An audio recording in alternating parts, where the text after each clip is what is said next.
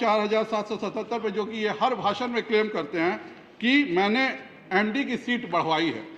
महोदय, आप इसको मैं कागज भी मैं लेके आया हूं, जो भारत का सरकार का गैजेट है, जो मैं माननीय मंत्री जी को और पटल पे भी रख रहा हूं कि in academic year 2009-10 in the times of erstwhile MCI which is the representative body, the number of seats were more than 33,700 seats were increased, और ये भी 3,700 सीट्स में 2,700 सीट्स केवल और केवल गवर्नमेंट मेडिकल कॉलेज में उस एमसीआई ने इंक्रीज किया था।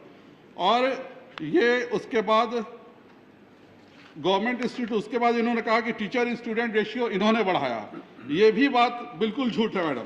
ये the regulation for increasing teacher student ratio 1:2 from 1:1 was introduced by erstwhile MCI and in 2008 by amending section 12 bracket में 1, 2, 3, 4 of PG medical education regulation via amendment date 21/7/2009। तो ये भी चेंज जो है, हमेशा हर बार जब भी ये भाषण देंगे कहेंगे मैंने पीजी सीट बढ़वाई, ये भी गलत है। ये 2009 का डिसीजन है, जबकि वो पुरानी एमसीआई थी। उसी तरह से इन्होंने कहा कि हम रिटायरमेंट की एज बढ़ा के हम लोगों ने प्रोफेसर्स की संख्या बढ़ाई, उसका भी regulation for increasing retirement age for medical faculty was amended bye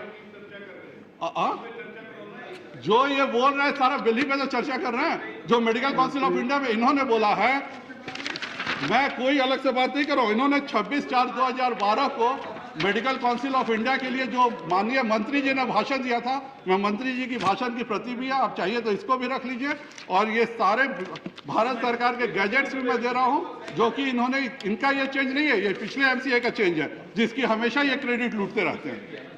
उसके बाद ये कहते हैं रिटायरमेंट की एज बढ़ाया, ये भी गलत है। ये 2005 में ही रिटायरमेंट की एज बढ़ाने का प्रपोजल हो गया था by inserting section 1A in the teachers eligibility regulation vide amendment date 16/3/2005। 2005 का भी ये क्रेडिट ले रहे हैं।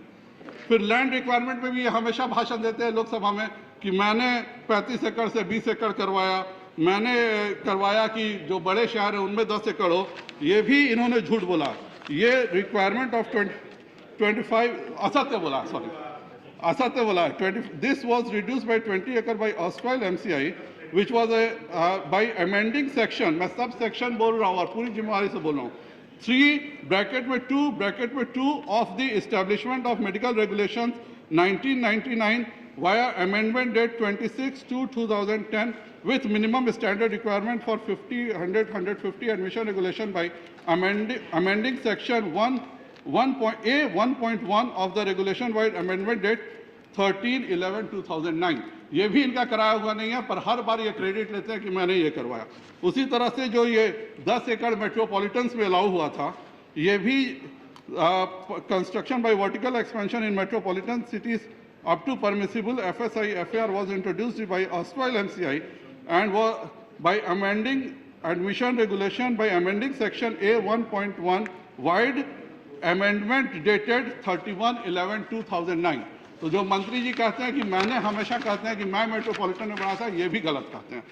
उसके बाद इन्होंने कहा है कि अब टोटल कंस्ट्रक्शन कॉस्ट 250 करोड़ से कैसे, हाई कोर्ट, ये सब उनका बोला हुआ, मेरा नहीं बोला हुआ, से कम कैसे हो जाए, ज़्यादा से ज़्यादा हॉस्पिटल्स बने, उसमें भी परिवर्तन लाएंगे। उसमें ऑडिटोरियम बिल्डिंग्स को एग्जामिनेशन हॉल से मर्ज करा के मैंने उनका कॉस्ट कम कराया, ये भी उन्होंने झूठ बोला है।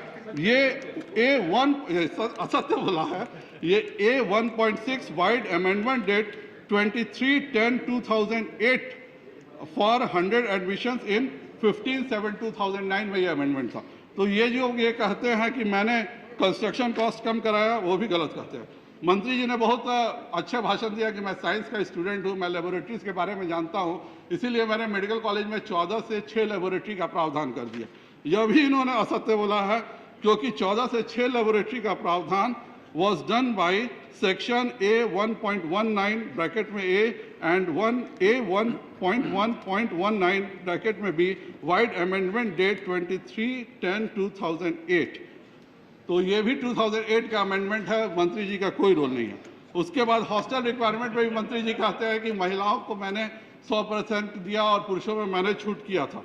ये भी है, उनका स्टेटमेंट मैं पढ़ दूँ, मेडिकल कॉलेज किसी जंगल में नहीं होते, इसीलिए हमने लड़कियों की जो अनिवार्यता पहले 100% हॉस्टल की होनी चाहिए, हमने अब उसे